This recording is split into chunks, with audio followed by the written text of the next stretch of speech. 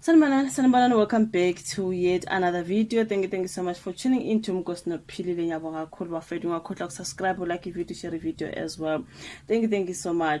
So on this particular video ngizothanda ukukhuluma ngololu daba ukuthiwa ke uZandi Khumalo uzwakala evumelana ke no Boot King Bhaka when it comes to udabeni kaKelly Khumalo mabethi bona they don't think ukuthi uKelly Khumalo yena ke owabulala uSenzo Meyiwa. Of course you guys, even kwamina lo I do not think ukuthi uKelly Khumalo she did pull the trigger.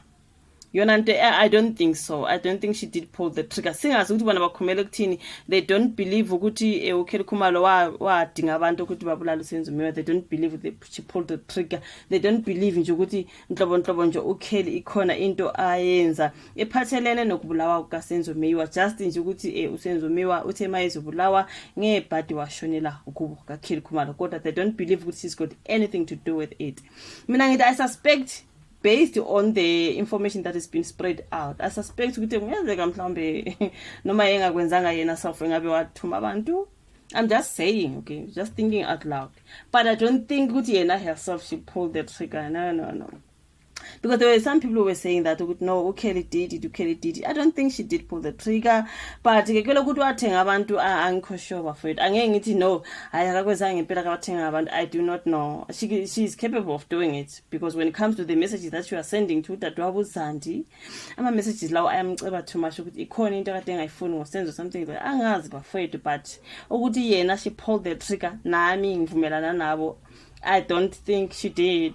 But singazi ke kwele ukuthenga abantu bafethu ukuthi bawenze lo msebenzi. So estoryini lapha bakhuluma ukuthi uKing Bhaka benoZandi bayavumelana kwele ukuthi ke uKelly she didn't do anything. Asingakhohlwa ukuthi uZandi ungudadewabo kaKelly Khumalo. Of course noma udadewethu ngimazi ukuthi umuntu onjani, who is capable of killing. Ngavele ngithi ayi kodwa bafethu usiswami ngeke azayenza into enjalo. I mean ngudadewethu lo bekumele ngenze njani. And asingakhohlwa ukuthi Boot King Bhaka was once Kelly's boyfriend. He ex yakaKelly Khumalo lena. Singazi ukuthi at this point I relationship yabo imi kanje ukuthi ngeke phela naye umethi mayiphawula vele ethi ya uKelly she can do it, lawyer she can. Hayi bafethu ex yakho nayo izomela ukucabangele phela ikhulumele nawe mangabe useyinkingeni vele ithi I don't think so ukuthi loyo ngeke ayenze, noma ngabe sas deep down ukuthi ngiyakwazi ukuyenza le nto. I mean the person is my ex, what if he is interested in me again or something like that. I-ex yami nodadewethu ukuthi bayavumelana ukuthi hayi ngempela I didn't commit any crime. Hayibo bevele nifuna ukuthi benze njani, bebevele bezothini emphakathini. Hawu bamlahlele phambi kwesitimela sihamba bethi hayi loyo angayenza loyo ayenzeki bafethu ikhona. This is her ex-boyfriend and that is her sister, right? So for me nje ngithi mangibona istory ukuthi uKing Bhaka benoZandi abayivume ukuthi uKelly wayenza lena. I was like, King Bhaka, Kelly's boyfriend, ex1, the ex-boy and uZandi the sister.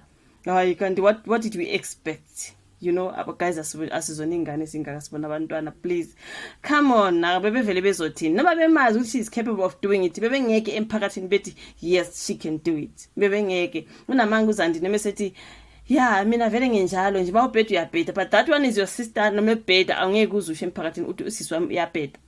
Ngiyafunga Zandi, you can never say that. Noma umazi ukuthi ubheda kangakanani emphakathini, you will stand by your sister. We are not fools, right? But anyways, ngibona libhalelo ludaba you guys story nesikhayiso lesibethi owayisuka lo mculo weAfropop uKelly Khumalo uyavumelana nodadewabo kaKelly Khumalo. Ngavele ngahleka ke lapho singakazi siye ndawo ngathi hey okay uZandi Khumalo ke ukuthi lo udadewabo kaKelly uZandi Khumalo ukuthi lo mculo lo umsula ekubulaweni kaSenzo Meyiwa. This guys like really come in man. uZandi ubhale ekhasini la Instagram ke bafethu ukuthi namanje usamile ekutheni uKelly akahlangene netulo lokusoconga komdlalo. Kanti ke nozama kwakho uKing Bhaka nzama ekhuluma ku YouTube channel yakhe uKing Bhaka TV uthe yena uKelly akusiyo wadubula uSenzo futhi akakhiphanga nendibilishe ekutheni ke izinkabi ezabulala uSenzo. Ekuthengeni izinkabi ezabulala uSenzo. I was like, yes, to put King Bhaka inyanga, right? Kodwa kusala the fact that is his ex. For mina izwakali kahle. Guys mina angina ex amukuthatha xabano ngaleyo ndlela ukuthi ngempela sabona ngasole ukuthi noma ngisenkingeni ngavela nje angifake enkingeni even more. I believe that my ex umuntu angangikhulumela that I know, but uphile she's not like that.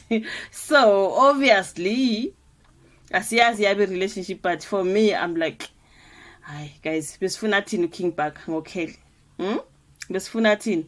Laba abakhuluma kanjena nje enkantolo enkulu yasePitori kusanda kuvela ubufakazi bokuthi nguKelly ungqondo ekuhleleni kwetulo lokusucongwa ukaSenzo bona babuye bathi hayi she's not like that akayinomuntu onjalo, she's not ex yakhe nodadewabo. Please come on man. UZandi uthe usamile namanje futhi uyakholelwa ekutheni udadewabo Msula eqinisweni nginesiqiniseko esu200% mayesho uZandi uthi unesiqiniseko esu200%.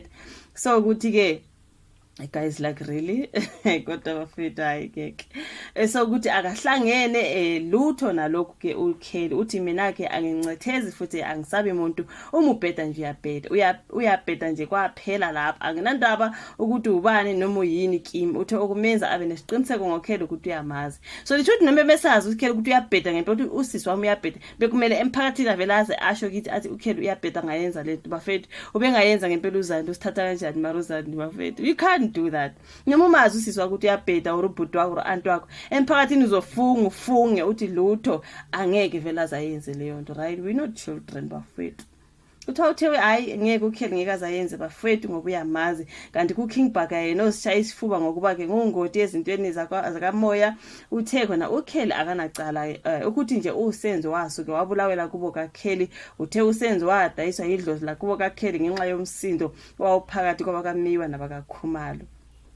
Okwenza uSenzo ashone kwaba ingxabano ebithinta ke laba babili ingxabano eyayithinta lemindeni emibili idlozi lalomntwana lagcina lingasamvikeli uSenzo wayengagwazi isipikili abole umlenze ashone noma mhlamba akhashe umuntu ashone. Uthe manje idlozi lakaKhumalo ke selivikela uKelly ukuba igama lakhe lingahoduleki phansi.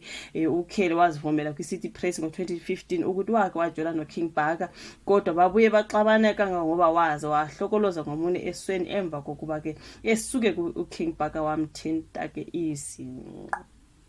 izinqo uZandi utheke uyafuna ongqondo kufene kukaSenzo abhadle ejele kodwa uyakholelwa kakhulu ukuthi ababoshwa yibo abangababulali.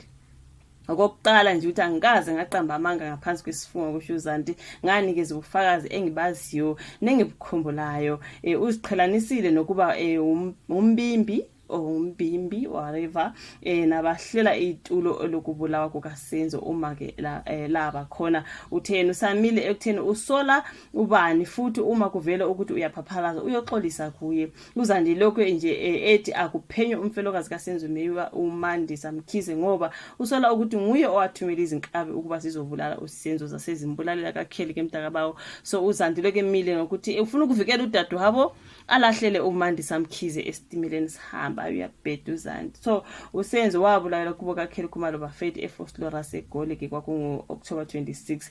So ke lona uzinto wabulawa ke kukhona uZandi Khumalo umngane kaSenzo uTumelo Madlala kwakukhona umuntu ozithwala kwakukhona umama kaKelly noZandi uNtombi Khumalo. So bahlanu kabasola you guys abasola ngokubulawa kaSenzo ke umphenyo omkhulu uBrigadier Bongani Gininda usanda kuveza ukuthi wayefuna uKelly abe ngumsola wesithupha ngenxa yobufakazi obabumiyamanisa ke nalelo cala kodwa balokhu behlulekile ukubopha uKelly walokhu bemvikelile ngize ngasho ngathi ngibona ngathi bamkhonzile ngoba vele udade bekufanele abe ngummangalela wesi6 bafethu bekufanele uKelly abe ngu-accused number 6 kodwa ke kanjani kwakuzoba khona uKing Bhaka noZandi bemkhulumela bethi hayi lutho ngeke nangapha le nkantolo kade bayamesaba angazi bafethu ke kodwa kuthiwa laba babili bacabanga ukuthi uKelly omsula kodwa bafuna kuphenywe uMandisa ngoba bacabanga ukuthi uMandisa nguye owathumele igebengu ukuthi zizobulala uSenzo ngoba uSenzo wayesekaKelly uSenzo wayenoKelly ntontontoni. But mangathi uyayibhekisisa ubheka ama message kaKelly uZandi engafuna uSenzo ethi lo muntu uyasempilweni nami namabhadi ifele eminyama la thini kanjani manje kwasezindawo zokuthi uSenzo wayesebuyela kumunye kumkakhe uMandisa ngaleso sikhathi kwase kumbhedela ngapha kaKelly esebuyela back to that side according to what we heard allegedly. Okay, so ke manje uMandisa wayezothumela abantu kanjani indoda isibuye endlini aphinda athumela abantu ukuthi abazobulala indoda hayi nina ekani ukuthi manivikele uKelly nisebenzisa uMandisa in this nonsense. I do not agree, but anyways singobani ngoba sasingekho egcineni umthetho uzodlala indima yawo. Kuthiwa laba babili ke i-ex-boyfriend yakhe nodadewabo bathi hayi she is not capable of that. What do you think? Please say that in the comment section, like the video, subscribe, share. Sizobe sibona kwenye video elandelayo. Bye.